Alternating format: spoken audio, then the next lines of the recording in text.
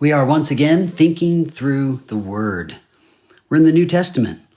Finishing up the Gospels, we've covered Matthew, Mark, and Luke. Today, we are in John chapter 3, looking at just a short text, verses 25 through 30.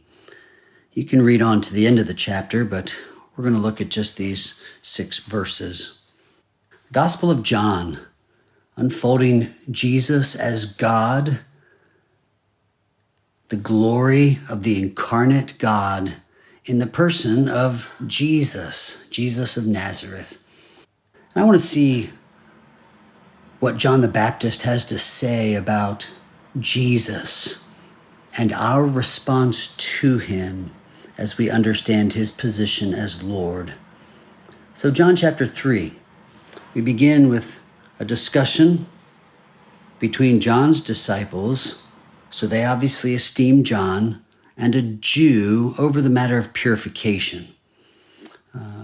Probably much to do with the baptism of John that was calling people to repentance in preparation for the message and ministry of Jesus. So they came to John, verse 26, and said to him, "Rabbi, he who was with you across the Jordan, to whom you bore witness, look, he is baptizing and all are going to him." Key word here as they force the attention to this matter. Look, consider this. Have you heard? Do you know? Rabbi, look. There's our sentence. And what are they concerned about? What do they want John to look at? Well, they're talking about someone. He who was with you across the Jordan, to whom you bore witness. He is baptizing. All are going to him. Well, we know who this he is. The one across the Jordan, the one to whom John bore witness, is Jesus.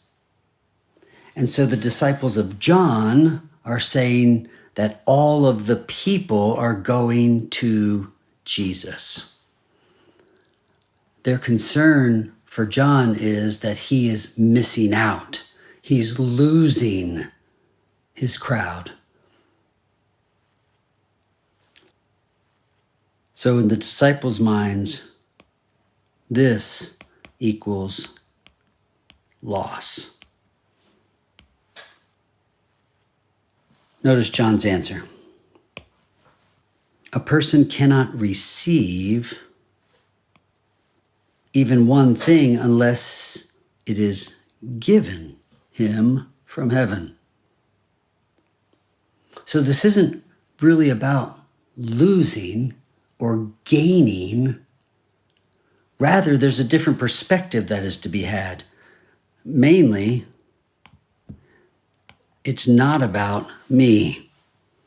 So I don't measure loss and gain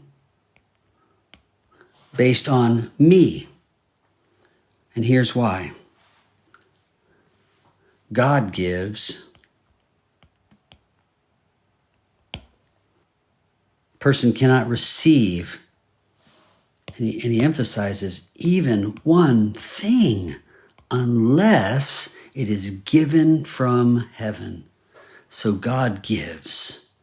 And what's our responsibility? Our responsibility is to be faithful. God gives. You just be faithful. Don't measure gain and loss. Don't play the comparison. John wasn't required to be Jesus. John had his role. Jesus had his mission. So John says a person cannot receive even one thing unless it is given to him. So in this case, the person can be either John or Jesus. Neither one of them can receive. All are going to him. He's getting more than John. No, a person, Jesus or John, cannot receive anything unless it is given to him from heaven. Now John goes on. You yourselves bear me witness that I said, quote, I am not the Christ. You could go back to John chapter 1, verse 21. And they asked him, what then? Are you Elijah? He said, I am not. Are you the prophet?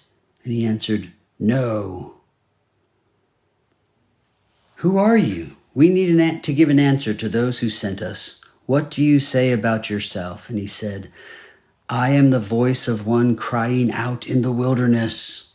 Make straight the way of the Lord, as the prophet said.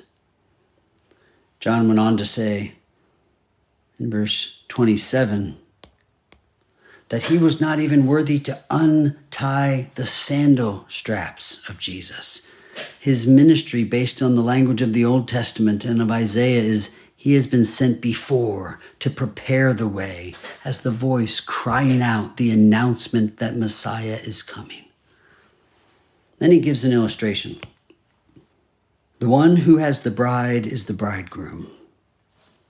So the bride we can think of as believers, we'll call them the church. The bridegroom is Jesus. And then we have this other character, the friend of the bridegroom, who stands and hears him. And that friend rejoices greatly at the bridegroom's voice. So that's the illustration. And now John said, this joy of mine is complete. So this joy takes us back to the illustration of rejoicing. And he says, this joy is mine. So John then is the friend of the bridegroom. So we would call this in our day the best man. Well, the best man rejoices that the bridegroom has the attention of and the love of and the covenant pledge of the bride.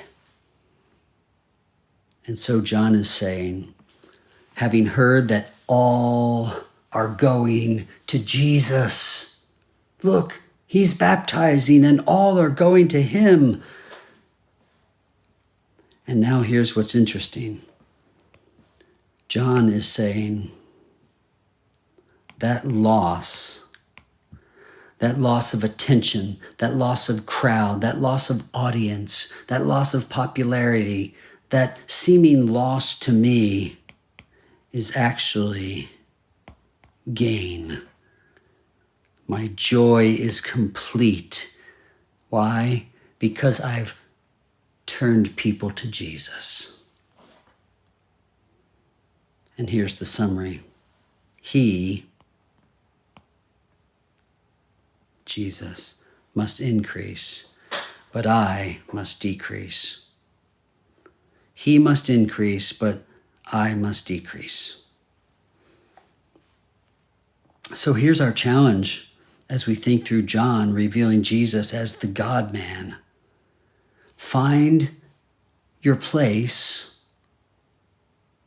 under his lordship. Find your place under his lordship and faithfully serve him. This is your great hope of joy, that I decrease for the glory of God, his increase. So, I think the question that remains for us now to meditate on is how I decrease. How I decrease. This is the great study for us this week. Meditate on this. How do I live out the roles God has given me, fulfill the responsibilities God has given me in a way that he increases and I decrease? Grace and peace to you as you wrestle through this text.